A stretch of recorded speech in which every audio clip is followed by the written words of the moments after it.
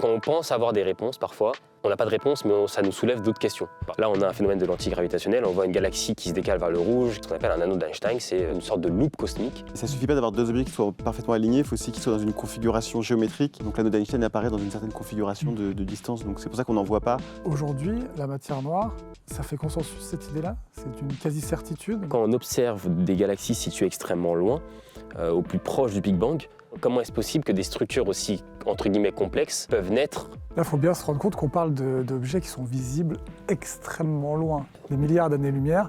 On remonte un peu dans le temps au final. Quand on regarde des images comme celle-ci, on voit l'univers tel qu'il était il y a X milliards d'années, quoi. Donc c'est assez fou.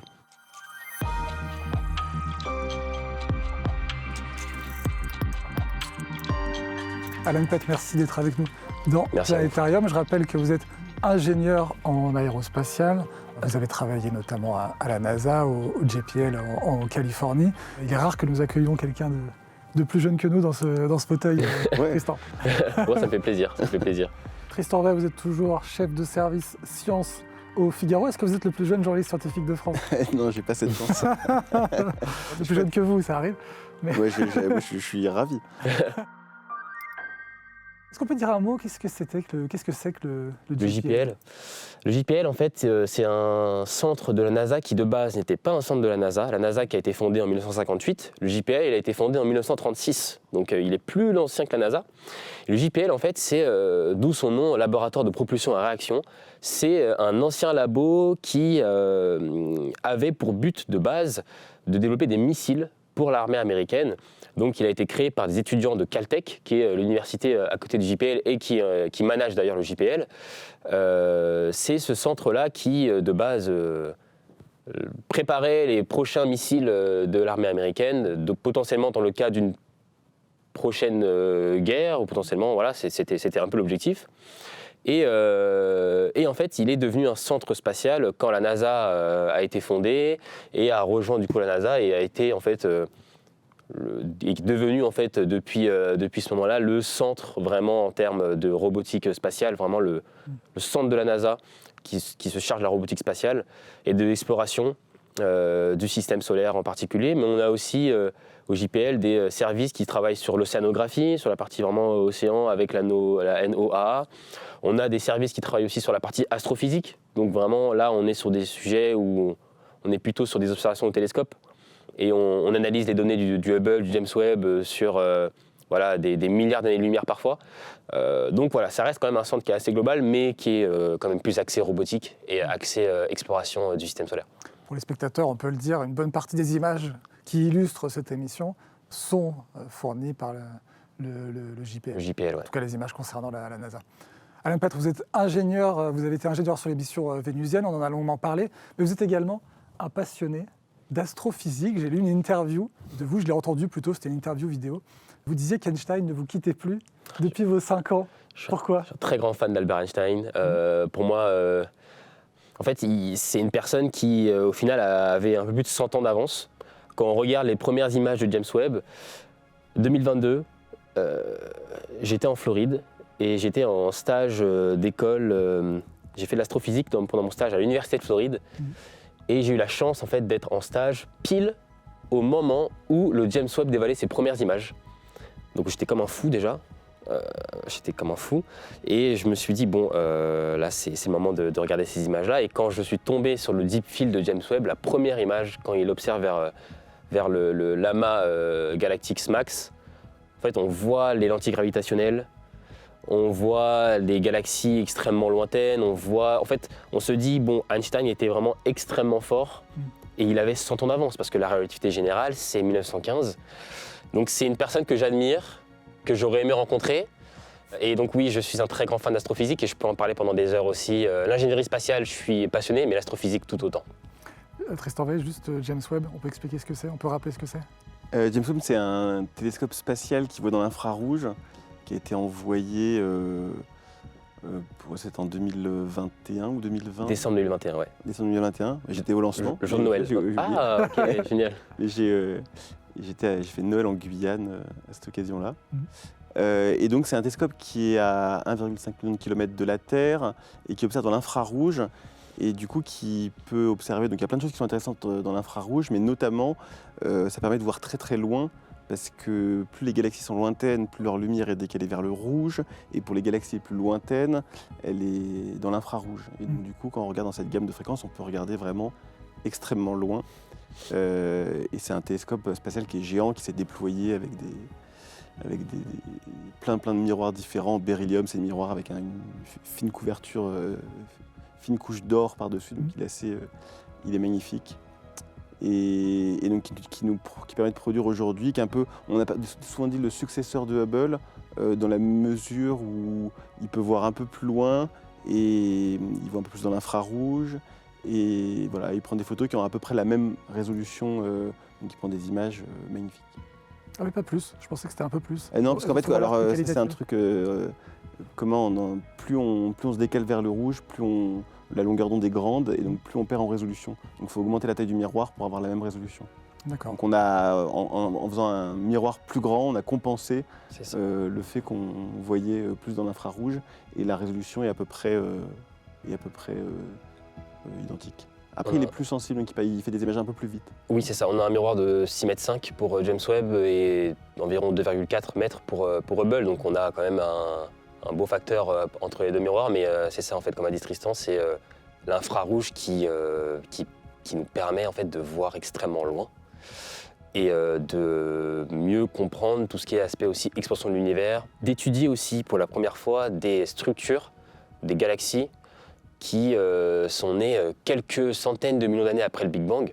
Et donc, ça nous aide à mieux comprendre ça. Ce que Hubble n'était pas forcément capable de faire, parce que Hubble, il regarde dans les maximums aux infrarouges proches.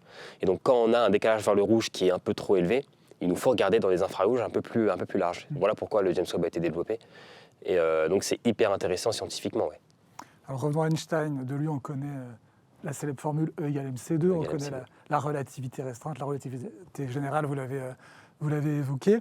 Mais vous avez récemment consacré une chronique à un objet prédit par les équations d'Einstein, moins connu. Je veux parler des anneaux d'Einstein. Vous l'avez évoqué tout à l'heure. De quoi s'agit-il ?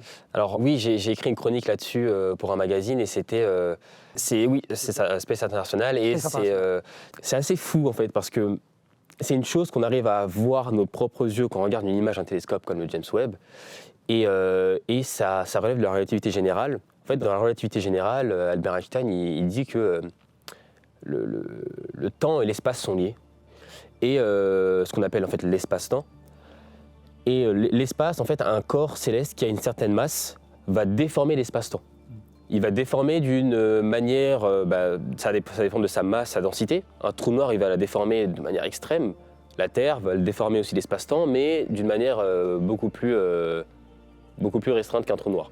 Donc quand on a par exemple un amas galactique ici, sur cette image, on voit au centre, on a un amas galactique ou une galaxie, en tout cas un corps ou un groupe de corps qui est extrêmement massif, ça va déformer l'espace-temps.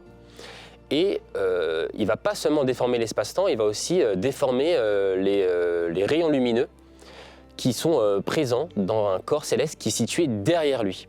Donc on a un corps qui est situé derrière, là c'est sur l'image qu'on voit ici, c'est un corps qui est a priori assez bleu, donc un corps qui se déplace plutôt vers nous. Et ce corps céleste situé derrière cette galaxie elliptique, ces rayons lumineux en fait, ils vont tout simplement être déformés de par l'espace-temps qui est lui aussi déformé par la galaxie qui est située entre nous, l'observateur de la Terre, et la galaxie bleue qu'on observe derrière. Donc c'est en fait ce qu'on appelle un anneau d'Einstein, c'est tout simplement un phénomène de l'antigravitationnel, une sorte de loupe cosmique. Où on arrive à observer en direct des photons qui sont déformés par un corps céleste massif, quoi. C'est-à-dire que grâce à ce phénomène, on peut voir non pas la galaxie qui est la plus proche de nous, mais celle qui est derrière elle. On voit les deux. On voit la galaxie qui est la plus proche de nous au centre, et on voit la galaxie qui est située derrière elle, qu'on ne devrait pas forcément voir a priori parce qu'elle est située derrière, mais on la voit quand même parce que les rayons lumineux de cette galaxie ils sont déviés par la masse énorme de la galaxie elliptique située au centre. Est-ce que c'est un phénomène rare, rarement observé ?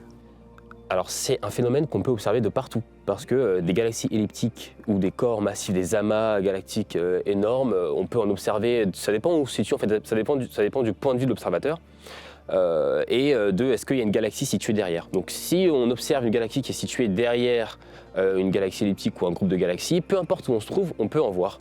Donc il n'y a pas forcément d'endroit précis pour en trouver, et voilà, là, cette image-là aussi assez folle, où en fait on voit que c'est littéralement une loupe. Donc au centre, on a une galaxie elliptique. Une galaxie elliptique, en fait, c'est un type de galaxie qui est relativement ancien, qui est en fait des galaxies qui ont connu maintes et maintes fusions, qui aujourd'hui sont extrêmement grosses, qui regroupent parfois plusieurs centaines de milliards d'étoiles, et qui déforment l'espace-temps, et qui là, en fait, on voit tout simplement en direct une galaxie rougeâtre située derrière elle, mais qui est tellement déformée par la masse de la galaxie située au centre que ça devient limite une loupe, et ça grossit même l'image de la galaxie située derrière, quoi. Donc c'est des images complètement folles. Franchement, limite, on a les larmes aux yeux quand on voit ça, quoi. C'est magnifique. Ça, c'est une image prise par le James Webb, précisément. Pourquoi est-ce qu'on appelle ce phénomène des anneaux d'Einstein ? Alors, on appelle ce phénomène des anneaux d'Einstein parce que la forme nous rappelle un anneau. En fait, c'est un peu un anneau cosmique, et d'Einstein parce que c'est une théorie qui a été mise en avant par Albert Einstein au siècle dernier. Donc c'est clairement pour ça, en fait, le nom est très direct au final. En fait, c'est les photons donc, qui sont, comme vous l'expliquiez très bien, c'est les photons qui sont détournés par la masse. Or, les photons, eux, n'ont pas de masse. Donc en théorie classique, un photon ne devrait pas être dévié par une masse, il ne devrait pas spécialement sentir la masse. Mais comme Einstein a montré que c'était l'espace-temps lui-même qui était courbe, du coup le photon, lui, voyage en ligne droite et fait cette trajectoire courbe, croyant, entre guillemets, faire une ligne droite. C'est un phénomène qu'on peut rapprocher du mirage. Sauf que dans un mirage, ça va être les gouttelettes d'eau qui vont jouer ce rôle de lentilles et qui vont dévier les rayons lumineux qui semblent vous provenir du coup d'une autre direction de celle qui proviennent. Et là, c'est exactement la même chose. On a l'impression que les rayons lumineux nous viennent autour de l'objet, alors qu'en fait, ils viennent de derrière. Et comme pour les mirages, c'est à la fois très commun et très rare. Donc les anneaux d'Einstein, on peut en observer à peu près n'importe où. Il y en a probablement une infinité. Enfin, c'est très commun. Et en même temps, il faut une situation assez particulière, c'est qu'il faut qu'on, nous, sur la Terre, on soit exactement à l'endroit où les rayons convergent pour observer la structure. Et donc, du coup, on en observe régulièrement dans les images du Webb, d'Euclide. Euclide en trouve beaucoup. Euclide, c'est un télescope spatial européen qui fait de la cosmologie et qui prend des images de très très grands champs avec plein d'objets. Et là où James Webb, lui, il est très très fort pour regarder des objets très particuliers. Il est un peu moins fort pour regarder des très grands champs comme peut faire Euclide. Donc sur Euclide, on voit plein de lentilles gravitationnelles qui sont moins jolies et spectaculaires que celles de Webb, qui sont vraiment magnifiques. On les voit moins bien, on voit juste des anneaux ou des galaxies déformées, des arcs galactiques, et voilà.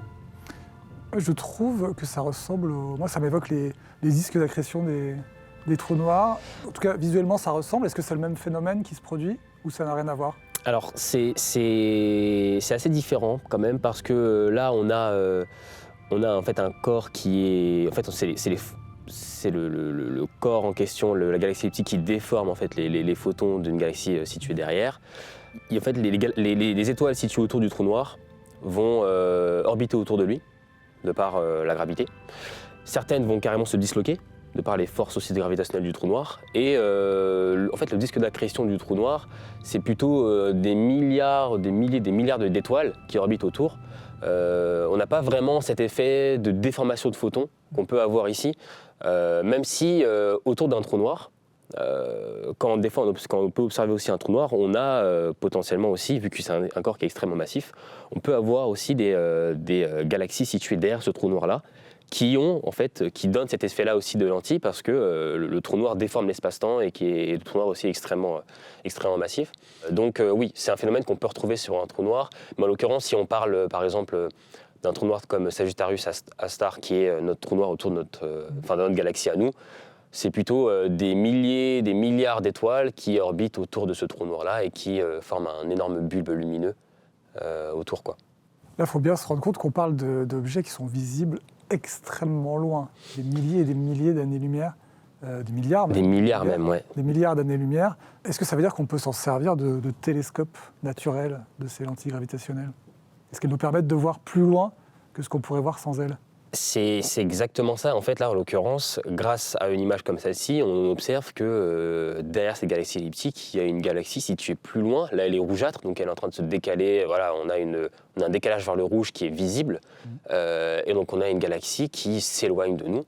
Donc, ça nous permet aussi d'avoir des informations sur ce qui se passe derrière, potentiellement, entre guillemets, des obstacles qu'on peut avoir du point de vue de l'observateur, quoi. Après, bon, il faut quand même des télescopes qui sont extrêmement puissants pour observer le plus loin possible. Voilà pourquoi le James Webb a été développé. C'est vraiment observer des galaxies situées à 12, 13 milliards d'années-lumière de la Terre. Et donc, on voit des galaxies telles qu'elles étaient il y a 13 milliards d'années. On remonte un peu dans le temps au final, en fait. Quand on regarde des images comme celle-ci, on voit des images, on voit l'univers tel qu'il était il y a X milliards d'années, quoi. Donc, c'est assez fou.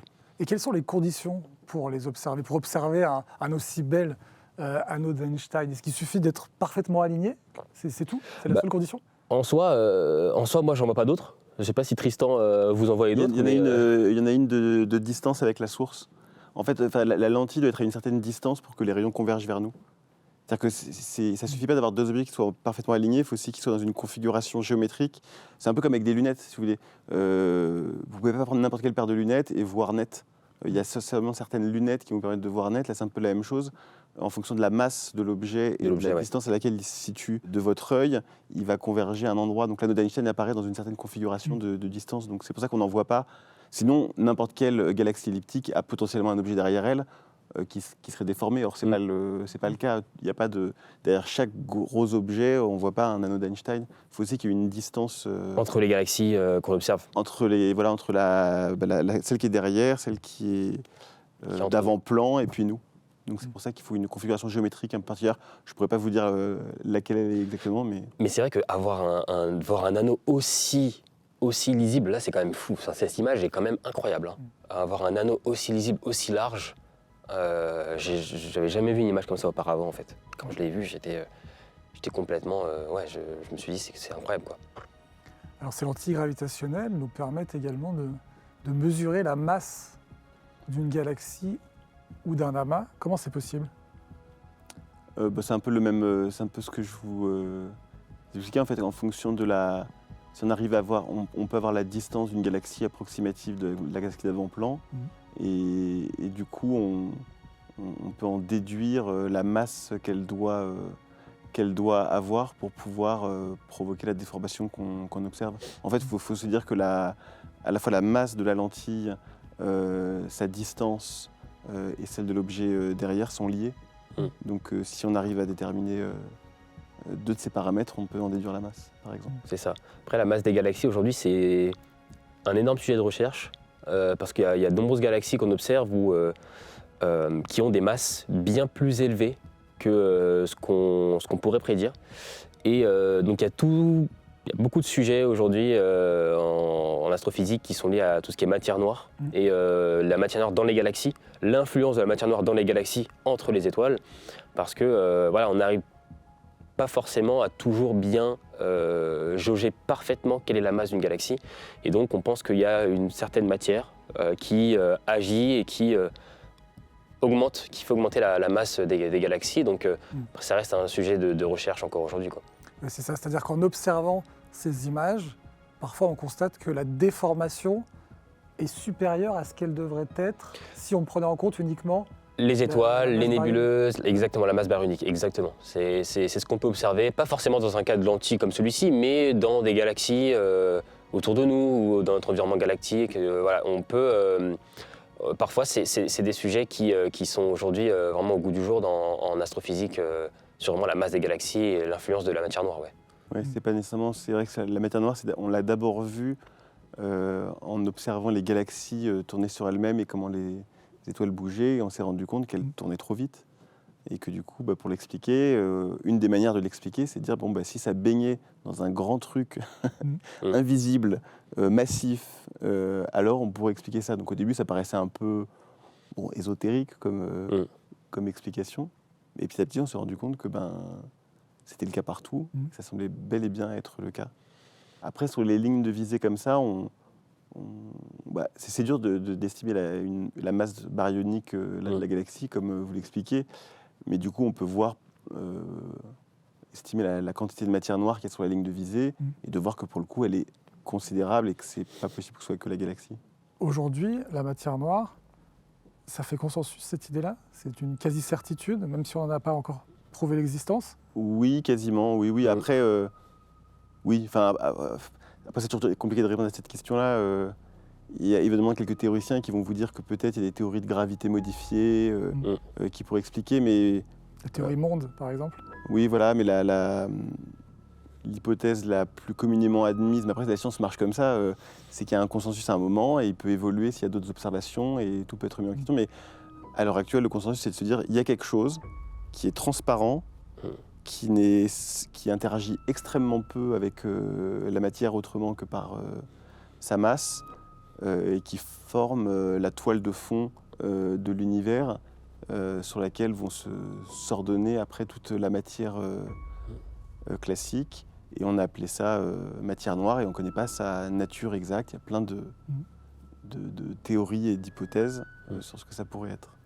Est-ce que c'est possiblement en étudiant ce genre de phénomène-là qu'on pourrait mettre la main sur la matière noire, en prouver son existence? Je pense que ça en fait partie, mais pas forcément seulement ces phénomènes-là. En fait, étudier même les galaxies en général, pas forcément des galaxies qui connaissent un phénomène de lentille ou quoi, mais étudier différents types de galaxies aussi. Voilà pourquoi aussi on classe les galaxies spirales, elliptiques, irrégulières, etc. Et étudier leur masse à chacune, l'influence de leur trou noir sur les étoiles et la manière dont elles orbitent autour de leur trou noir central. Je pense que oui, ça en fait partie, mais pas que. Faut aussi étudier aussi le mouvement des galaxies en général, comment les galaxies se déplacent. Parce que bon, après là, on a aussi des théories qui sont liées à l'énergie noire, la cosmologie, etc. Donc voilà, je pense que c'est un tout qui va permettre de aussi répondre à des questions. Mais ce qui est assez fou, et ce aussi pourquoi j'adore l'astrophysique, c'est que quand on pense avoir des réponses, parfois, on n'a pas de réponse, mais ça nous soulève d'autres questions. Par exemple, ça a été le cas pour James Webb. Là, on a un phénomène de lentille gravitationnelle. On voit une galaxie qui se décale vers le rouge, qui s'éloigne de nous et qui est derrière une galaxie elliptique. Quand on observe des galaxies situées extrêmement loin, au plus proche du Big Bang, on pensait qu'on allait avoir des réponses. On a peut-être eu quelques réponses, mais au final, on a eu plus de questions qui sont nées de ces observations que de réponses. On se dit, mais comment est-ce possible que des structures aussi, entre guillemets, complexes peuvent naître aussi proches du Big Bang? On a réussi à avoir des structures, à la limite, des structures spiralées, des galaxies qui étaient quand même assez bien formées, quelques centaines de millions d'années après le Big Bang. Donc en fait, au final, on se dit, est-ce que l'astronomie, finalement, ce ne serait pas des questions et des questions à l'infini, quoi. Même quand on pense avoir des réponses, on a des questions, quoi. Et une fois de plus, la théorie de la relativité d'Einstein, qui prévoyait ce type de phénomène, montre par leur observation à quel point elle est robuste. Est-ce qu'elle est vraiment infaillible, cette théorie de la relativité?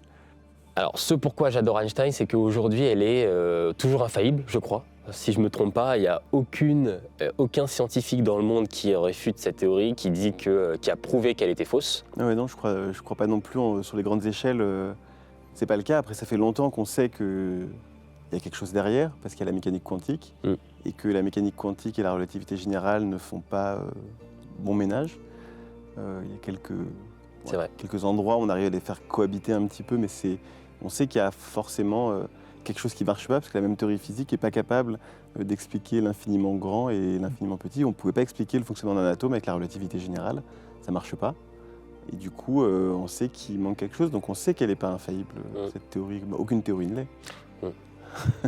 Après, bon, la relativité générale, c'est quand même une théorie qui est assez large. Les faits sont clairs, mais la théorie est large parce que ça relève de tout ce qui est lentille gravitationnelle, déformation de l'espace-temps, ondes gravitationnelles aussi. Le fait que la gravité, ce soit pas forcément une chose qui est instantanée, que ça, c'est des ondes qui se propagent dans l'espace. Donc il y a plein de choses. Et en fait, aujourd'hui, toutes ces choses ne sont toujours pas réfutées. Donc après, voilà, comme a dit Tristan, rien n'est forcément infaillible. Et peut-être qu'un jour, on aura un génie comme Einstein qui va qui va dévoiler une autre théorie ou bien améliorer la théorie de la relativité générale, quoi. Merci beaucoup, Alan Petre, pour cette Merci discussion. Je rappelle que vous êtes ingénieur en aérospatial. On peut vous voir également à la télé. Vous êtes sur Canal+, dans la nouvelle saison. Dans la nouvelle saison de Loup-garou. Exactement, la saison de Loup-garou, donc saison 2 sur Canal+. Et une très belle saison avec beaucoup de beaux joueurs aussi avec moi. Et ça a été un plaisir de participer à ce jeu d'analyse aussi de l'humain, de comportement. Ça me change un peu de mon aspect toujours spatial. Là, je me suis dit que j'allais... et de mes études aussi, je me suis dit que j'allais faire autre chose et ça m'a plu, donc voilà. Et merci à vous, Tristan Bay, chef du service Sciences au Figaro. On se retrouve la semaine prochaine Oui. Pour un prochain numéro de Planétarium.